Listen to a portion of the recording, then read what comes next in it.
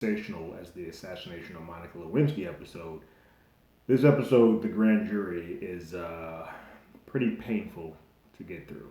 There are a lot of just hard moments. Yeah.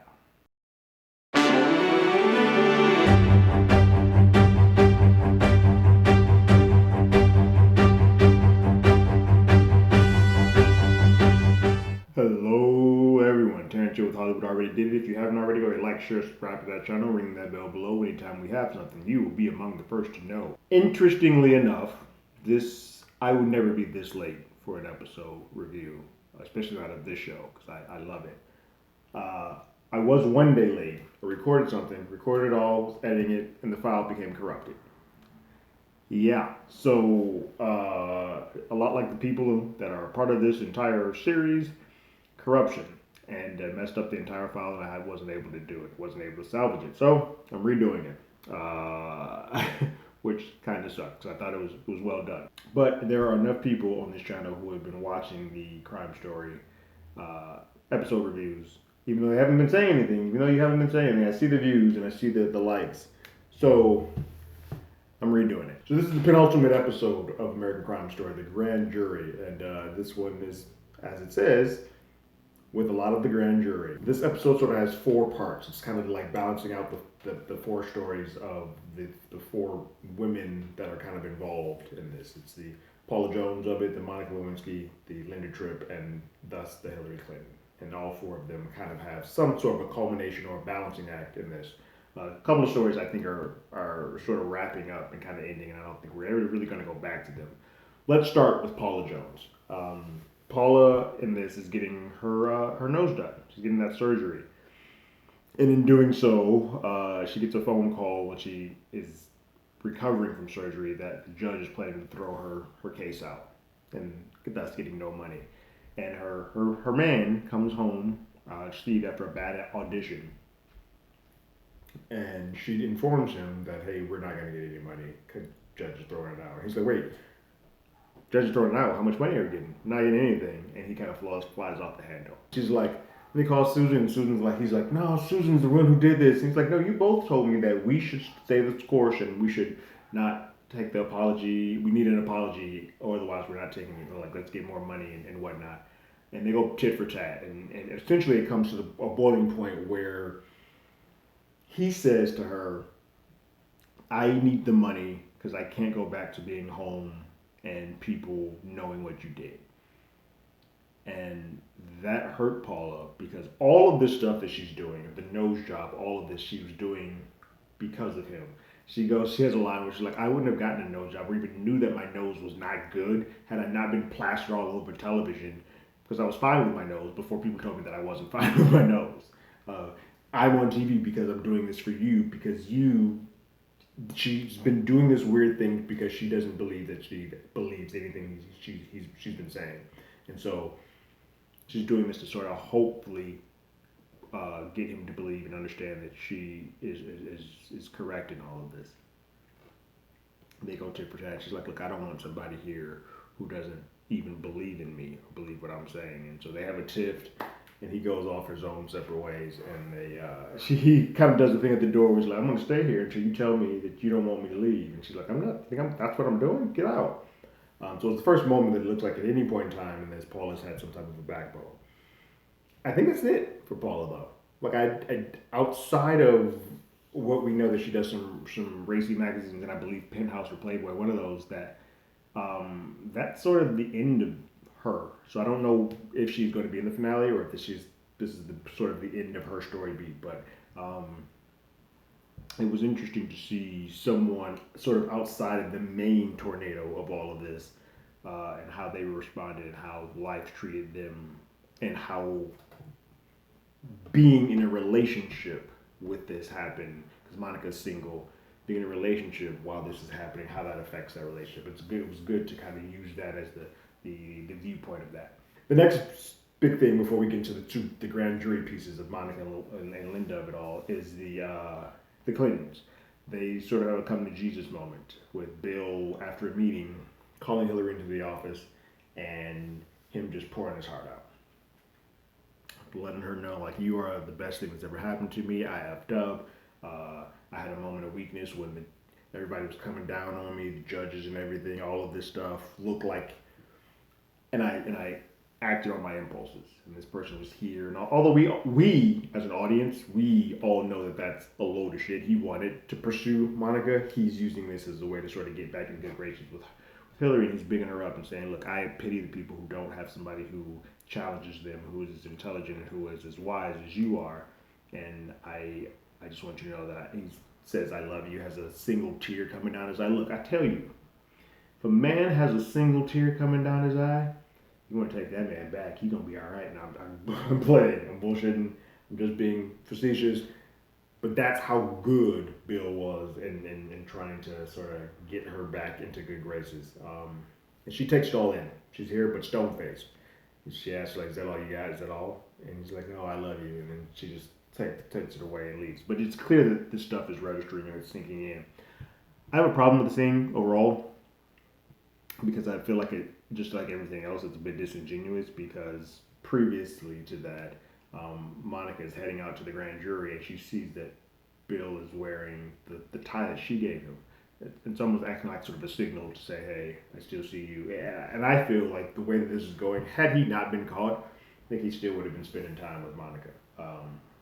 And this is all just a charade to sort of hold on to that last bit of power before you sort of see it. And you know that you need her to do so. Come back to a scene later in the episode. Bill is sitting at the Oval Office desk, kind of just wallowing in his sorrows, more or less. And Hillary comes in and he's saying that, oh, Andrew Jackson is the only president who's ever been impeached, and he was a racist. And like it made sense for him to be impeached. And she goes on to say that, hey, look, yes, what you've done is bad. You're not Andrew Jackson. Like, you may be impeached, but the audience, the world still believes in you. Your polls are still high. He's like, my polls don't matter. He's like, your polls are still high. Right wings, they're going to always feel that way. They've always felt that way. They've been attacking you since you come in the door, and we've got to sort of right this ship. It's like the only way we can do that is that they have to find a way to forgive you. And you can't do anything for them to forgive you. You can't. But I can. And Hillary sort of has that moment where, like, I have to forgive you in public for the world to forgive you. And that's sort of where we get with this. And I feel like that's going to be the main thing that sort of comes about in this next episode, the finale, because they have to sort of get back into the good graces. Now, granted, we all know how this has worked. They managed to right the ship for that presidency, but that stench has sort of always been kind of ruminating.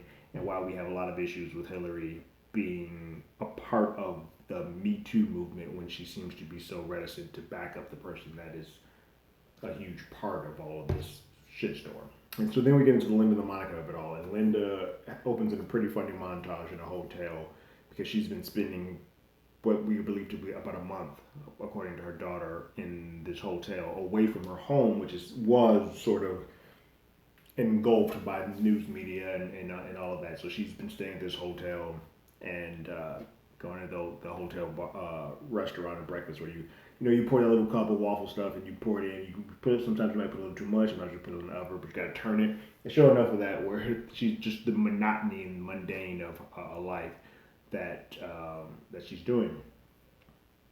She's been there since, but she's been reading and consuming all these magazines and articles, anything that had something to say about her, negatively, positively, whatever. She's just been taking footnotes to sort of create this magnum opus that she's going to say, that she plans to say to the masses once her grand jury testimony is over and she sort of has the immunity deal is gone. She's going to just release it so people can get to know the real her. No one cares. We'll get into that, but that's what she wants. It's also, you can tell that she's drinking Slim Fast. She's having those TV dinners that are like Slim Fast dinners because there's a lot of comments about her physical appearance that seem to be hitting at her. And while she may not vocalize it all the time, she's doing things to sort of clean that up. That it's clear that some of this has gotten to her. What else happens for her? She finally does go home after her daughter sort of is like, hey, the news media is gone. They're not here anymore. You can come back home. Please come back home. I'm tired of staying with Dad. We need you. and she goes back home and sort of been left with like the remnants of whatever's been left the way she left it.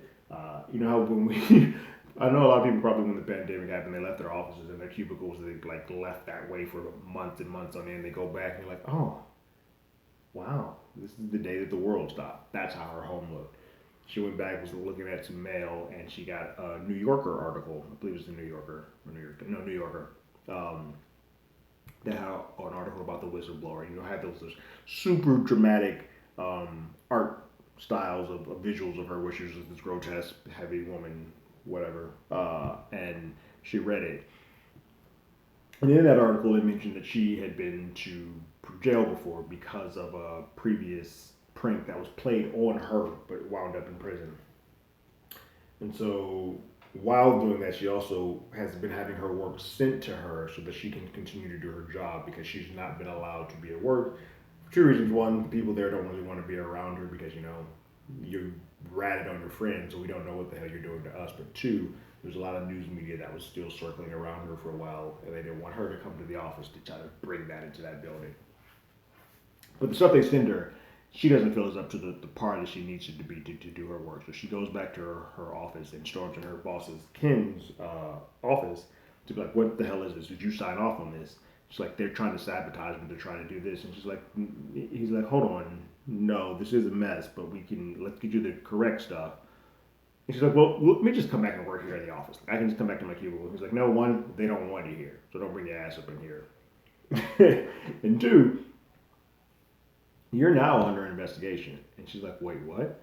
Because you didn't tell us that you went to prison. And you actually said you did not go to jail to apply to this, which you falsified these documents. So now we got to put you in an investigation. So she just walks out of there like, they're coming after me.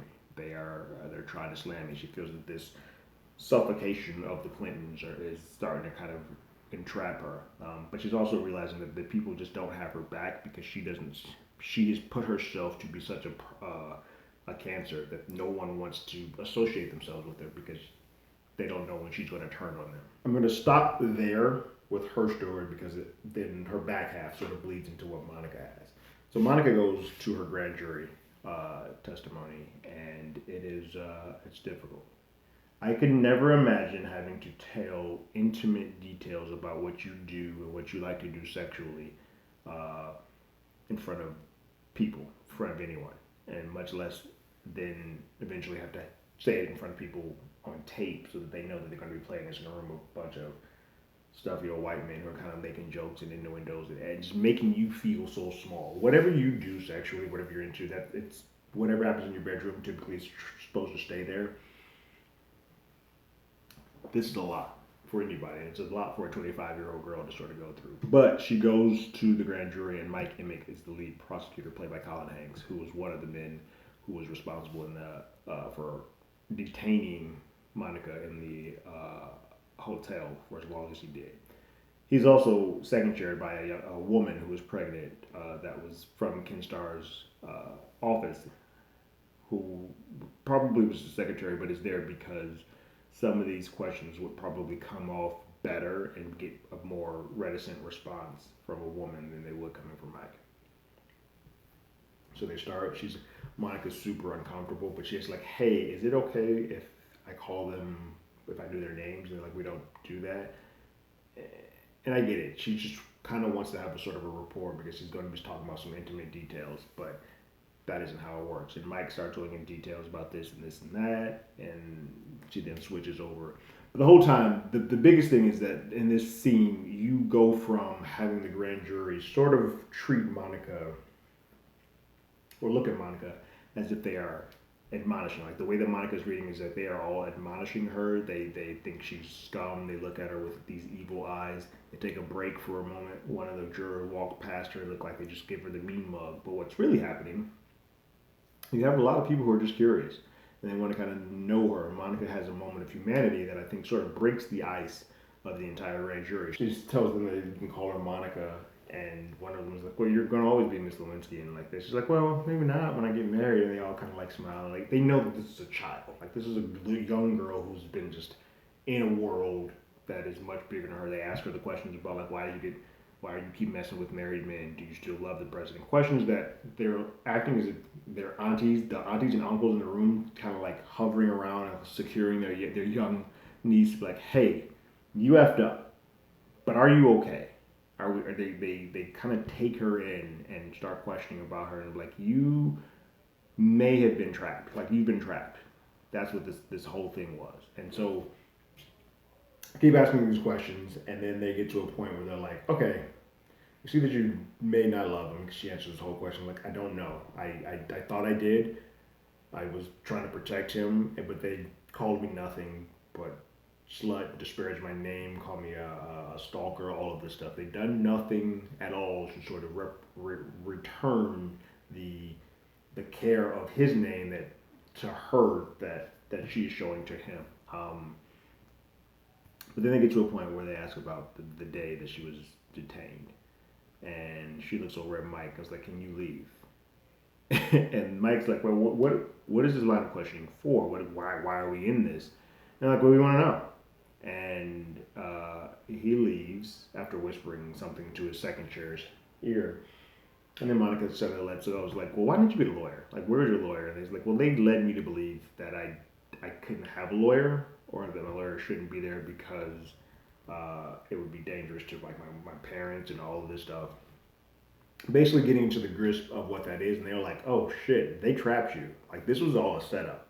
And they set you up and you should have gotten out of there, you could have gotten out of there. They kind of got even more mother henish to the point where they're kind of like, well, was there anything you want to say to us? And she's like, I'm sorry. I feel like I'm embarrassed my family. I feel like I'm embarrassed the president, and I feel like I embarrassed a lot of people in this.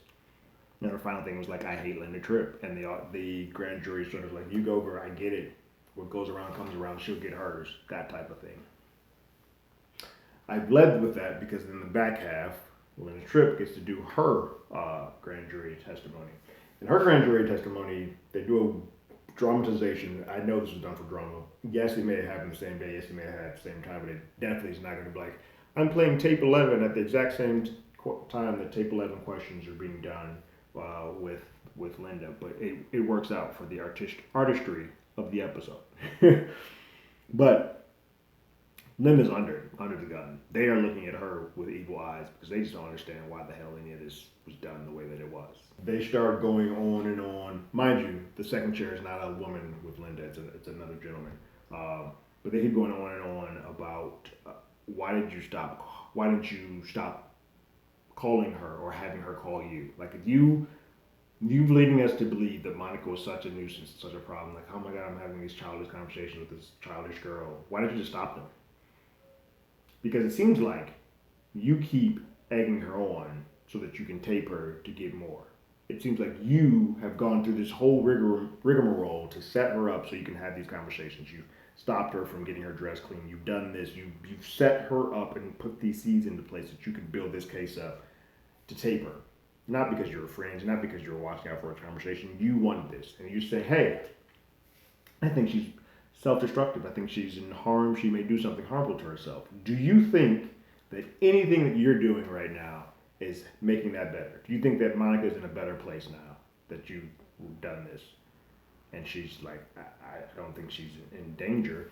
And she goes on with this whole thing where I think it was Vince Foster who committed suicide. They asked him, like, do you think something else has happened to Vince Foster? And she's like, yeah, I think something else happened. What made you believe that? And she's like, well, people were being very secretive around the White House. People were whispering and moving stuff up, moving boxes around. And they're like, this woman's crazy. Like, she's nuts. She believes that she's in danger. And because they believe that she's in danger, they're like, okay, well then, if you believe you're in danger and you thought you were in danger beforehand, did you then put Monica in danger by this? Because if by the very same token you are in trouble, in danger, wouldn't this put her in danger? And she really didn't have a clear answer to this, and they're just vulturing and circling around her. It's a hard thing for her because she's coming to the realization that what she thought she was doing good, and she still has that inkling of it in the back of her head.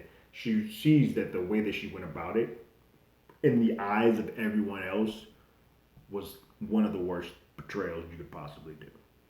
So after his speech, we get the famous shot of her in her brown jacket. See the photo here of her on the steps, giving her coming to Jesus press conference, and how she wants everybody to know that she handwritten wrote, and it comes off very wooden and prepared, but no one cares because the first thing that they ask her about after that is like, why did you do this to Monica? What about Monica?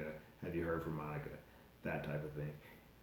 Out of the two of these, while yes, Monica's had probably the scarlet letter put on her because a lot of the things that have been said about her have been sexual in nature.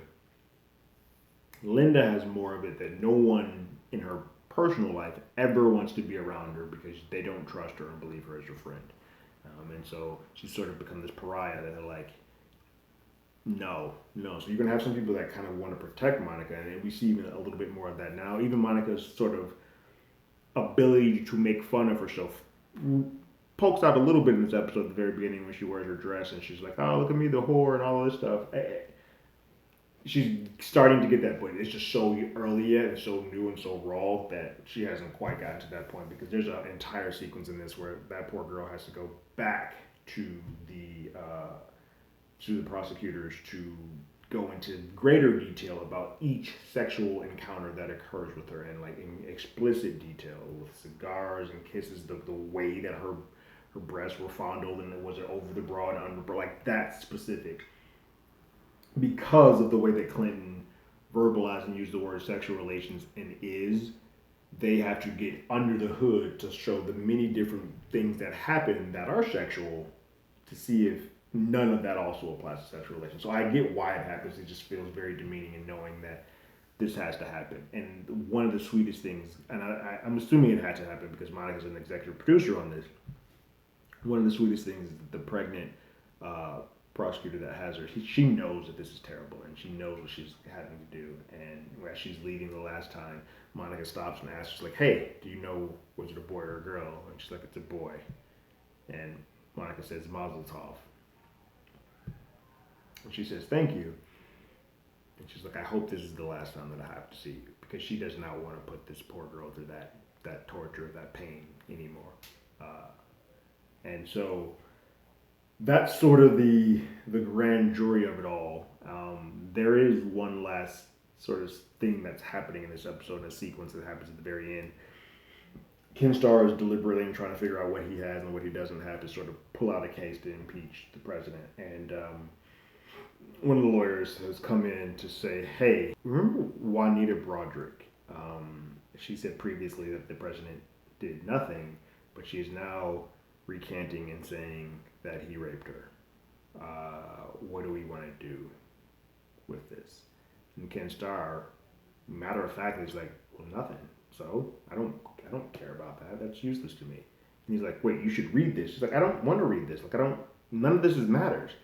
If it is not about perjury or obstruction, it don't mean shit to me. Like, I don't care about any of that. Because those are the things that, as a president, you can do something about. The rape, it becomes he said, she said. It doesn't really hold any weight. Those things cannot stick it to the president in this manner. We need perjury and obstruction. And so he's asked, like, well, then what do you want to do? And it's like, make it a footnote. A fucking footnote. That's disgusting. So that's how the episode ends. Another really good episode. Just a lot of this one just has a lot of points that just turn the stomach and make you feel so bad for Monica. And I know a lot of it she put herself in this situation. But when you're young, you do a lot of dumb shit, and a lot of the times it's something that, especially back in the day. Now maybe not so much because of Instagram, Twitter, TikTok, all that stuff, something's always recording. But back in the day, you could do that and typically get away with it and not be that. She just happened to mess with one of the most powerful men in the world, and it's all blown in her face. And so you still should give her some onus of being a child. But yeah, it's difficult. But another great episode, Ryan Murphy. This is the wheelhouse that I love you to spend so much more of your time for American Crime Stories. This is episode Grand Jury. What did you guys think about this episode? Great. Leave your thoughts and comments in the comments below. If you haven't already, you can follow us on Twitter at HollywoodADI. You can hit us up on email at HollywoodAlreadyDidIt@gmail.com. We also have a podcast with the same name. That's on Google Podcasts, Spotify, Apple Podcasts, any other place podcasts. We're there. And like always, I got my ticket. You got yours.